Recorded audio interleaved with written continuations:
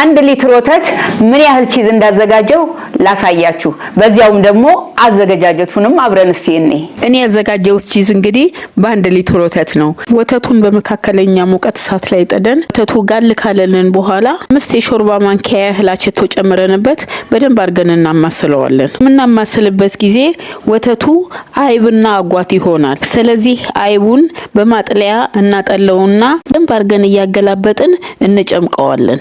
ቺዙ በደንብ መሳሳብ እንዲችል አጓቱን እሳት ላይ ጥደን ትንሽ ጨው ጨምረንበት እየጨመርን እያወጣን በደንብ አድርገን ጨምቀዋለን።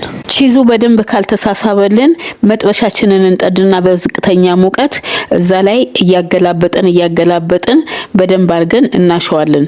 ከዛ በኋላ በራሱ ቺዙ የመሳሳብ ምልክት ያሳያል። ስለዚህ ቺዛችን ደርሶልናል ማለት ነው። የደረሰልንን ቺዝ በላስቲክ እንጠቀልልና ፍሪጅ ውስጥ እናስቀምጠዋለን። ይሄ እንግዲህ ፒዛ በምትሰሩበት ጊዜ በርገር በምትሰሩበት ጊዜ ልትጠቀሙበት ትችላላችሁ። ከ1 ሊትር ወተት ከ70 እስከ 100 ግራም የሚሆን ቺዝ ነው ያገኘሁት። ስሩና ሞክሩት።